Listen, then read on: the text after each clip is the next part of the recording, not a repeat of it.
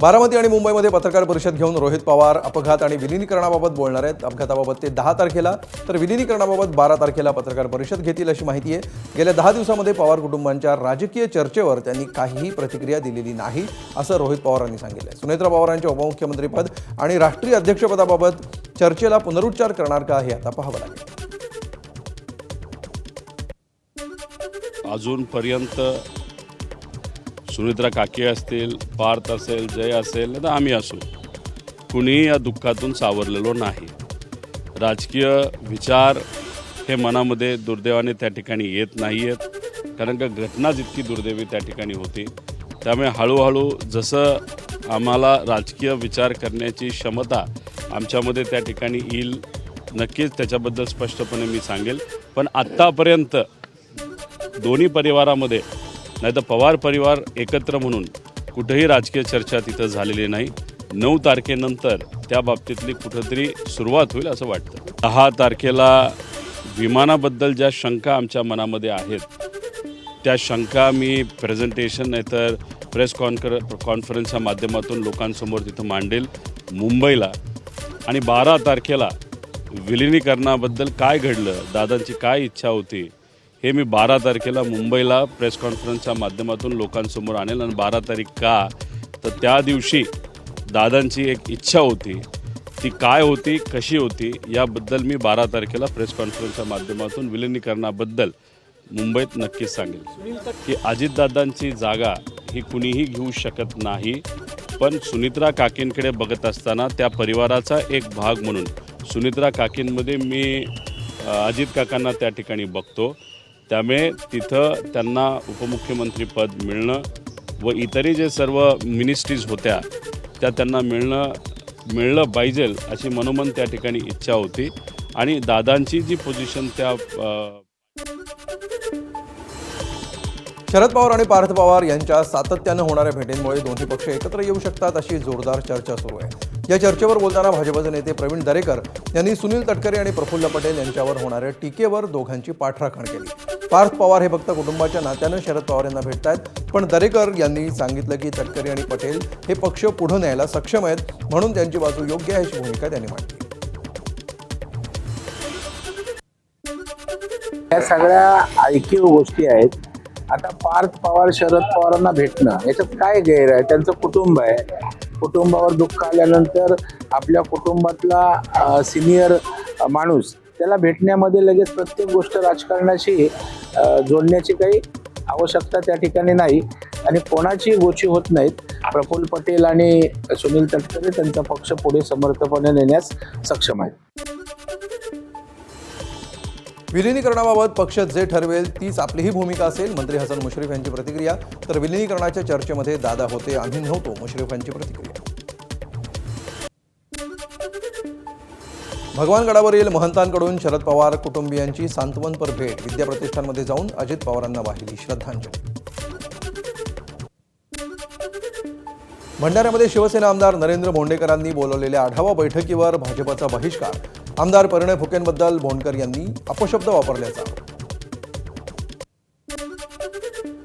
राज्याचे माजी उपमुख्यमंत्री अजित पवार यांच्या विमान अपघात मृत्युमुखी पडलेल्या अंगरक्षक विदीप जाधव यांच्या पत्नीला शासन सेवेमध्ये कायमस्वरूपी सामावून घेण्याची मागणी माजी गृहमंत्री आणि राष्ट्रवादी काँग्रेसचे नेते अनिल देशमुख यांनी मुख्यमंत्री देवेंद्र फडणवीस यांच्याकडे पत्राद्वारे केली आहे। विदीप जाधव यांच्या पत्नी संध्या जाधव सध्या ठाण्यातील छत्रपती शिवाजी महाराज रुग्णालयामध्ये तात्पुरत्या स्वरूपामध्ये औषध निर्माण अधिकारी म्हणून कार्यरत आहेत। पत्रात त्यांची पात्रता, कोविड काळातील सेवा आणि कुटुंबाची आर्थिक परिस्थिती लक्षात घेऊन कायमस्वरूपी नियुक्ती देण्याची विनंती करण्यात आली आहे। अनिल देशमुख यांनी उपमुख्यमंत्री, आरोग्यमंत्री आणि ठाणे आयुक्तांनाही या प्रकरणाचा गांभीर्यानं पाठपुरावा करण्यासाठी पत्राची प्रत दिली आहे। भंडारा जिल्ह्यातील वाळू घाटांच्या लिलावाप्रकरणी मोठा निर्णय समोर आलाय। लिलावापूर्वी मोजमाप करताना पर्यावरणीय मानकांचं पालन न झाल्याचा आक्षेप घेत पर्यावरणप्रेमींनी हरित लवादामध्ये याचिका दाखल केली होती। या याचिकेवर तातडीनं निर्णय देत राष्ट्रीय पर्यावरण प्राधिकरणानं जिल्ह्यातील लिलाव झालेले सर्व 99 वाळू घाटांवरील उत्खनन पुढील आदेशापर्यंत स्थगित केलं आहे। या निर्णयामुळे वाळू व्यावसायिकांमध्ये खळबळ उडाली आहे। न्यायमूर्ती दिनेश कुमार सिंग आणि तज्ज्ञ सदस्य डॉक्टर सुदीप कुमार वाजपेयी यांच्या बेंचनं हा आदेश दिला आहे। नाशिकच्या ओझर विमानतळाच्या नवीन टर्मिनल इमारतीचं उद्या मुख्यमंत्री देवेंद्र फडणवीस यांच्या हस्ते भूमिपूजन होणार आहे। याच कार्यक्रमामध्ये विमानतळ विस्तारासंदर्भात HAL सोबत महत्त्वाचा करारही करण्यात येणार आहे। आगामी कुंभमेळ्याच्या पार्श्वभूमीवर सुमारे 550 कोटी रुपये खर्चून ही अत्याधुनिक टर्मिनल इमारत उभारली जाणार आहे। सिडको आणि कुंभमेळा प्राधिकरणाची इमारत देखील इथं उभी राहील। वर्धेच्या जिल्हाधिकारी कार्यालयाजवळ सेवाग्राम विकास आराखड्याअंतर्गत उभारण्यात आलेला हॉकर्स प्लाझा 6 वर्षांनंतरही बंद अवस्थेत आहे। बेरोजगारांना रोजगार देण्याच्या उद्देशानं उभारण्यात आलेल्या या प्लाझामधील गाळ्यांची हस्तांतरण प्रक्रिया अद्याप पूर्ण झालेली नाही। तब्बल 40 गाळे कुलूपबंद असून देखरेखीअभावी संपूर्ण परिसर धूळ खात पडलाय। तर या ठिकाणी रात्रीच्या वेळी दारू पार्ट्या रंगत असल्याचे आरोप नागरिकांकडून करण्यात येतात। देशभरात होळीनिमित्त प्रवाशांची वाढती गर्दी लक्षात घेता यंदाही भारतीय रेल्वेकडून विशेष रेल्वे गाड्या चालवण्यात येणार आहेत। देशभरामध्ये एकूण 1410 होळी विशेष रेल्वे गाड्या धावणार आहेत। यामध्ये मध्य रेल्वेच्या 209 विशेष गाड्यांचा समावेश आहे। 1 ते 22 मार्च दरम्यान या गाड्या धावणार आहेत। मुंबई ते नागपूर, रत्नागिरी आणि चिपळूण अशा प्रमुख मार्गावर या गाड्या धावतील। प्रवाशांच्या सोयीसाठी तिकीट खिडक्यांची संख्या वाढवण्यात आली आहे। गाड्यांच्या वेळा आणि थांब्यांची माहिती लवकरच जाहीर केली जाईल। पदव्युत्तर वैद्यकीय अभ्यासक्रमांच्या प्रवेश प्रक्रियेमध्ये पुन्हा एकदा विलंबाचा फटका विद्यार्थ्यांना बसला आहे। दुसऱ्या फेरीनंतर देशभरात मोठ्या प्रमाणावर जागा वाढवण्यात आल्यामुळे वारंवार लांबणीवर पडलेली तिसरी फेरी अखेर जाहीर करण्यात आली आहे। राष्ट्रीय वैद्यकीय आयोगाच्या सूचनेनुसार CET कक्षानं सुधारित वेळापत्रक जाहीर केलं असून 9 फेब्रुवारीपासून पसंतीक्रम भरण्याची प्रक्रिया सुरू होणार आहे। तर 14 फेब्रुवारीपासून प्रत्यक्ष प्रवेश दिले जाणार आहेत। मात्र डिसेंबरपासूनच वर्ग सुरू झाल्यामुळे तिसऱ्या फेरीमध्ये प्रवेश घेणाऱ्या विद्यार्थ्यांचं शैक्षणिक नुकसान होणार असल्याची भीती विद्यार्थी आणि पालक व्यक्त करतात। ठाण्यामध्ये 10वी-12वी परीक्षार्थींच्या मदतीसाठी वाहतूक विभागाचे 54 रायडर्स सज्ज आहेत। परीक्षेला पोहोचण्यामध्ये रस्त्यावर अडचणी उद्भवल्यास वाहतूक पोलिसांच्या हेल्पलाईन नंबरवर संपर्क करा। वाहतूक उपायुक्तांची माहिती।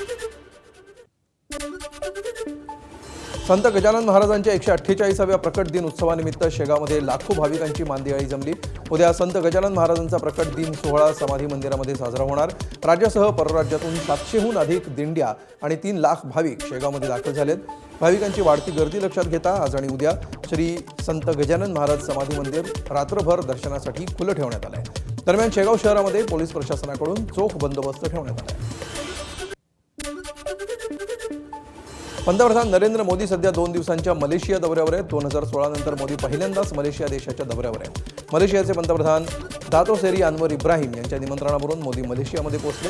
हा दौरा भारताचे आशियाई देशांसोबतचे संबंध आणि मलेशियासोबतचं सहकार्य वाढवण्याच्या दृष्टीनं महत्त्वाचं असल्याचं परराष्ट्र मंत्रालयानं म्हटलं आहे। या दौऱ्यामध्ये उद्या क्वालालंपूरमध्ये भारत मलेशिया CEO फोरमच्या 10व्या बैठकीसाठी मोदी उपस्थित राहतील।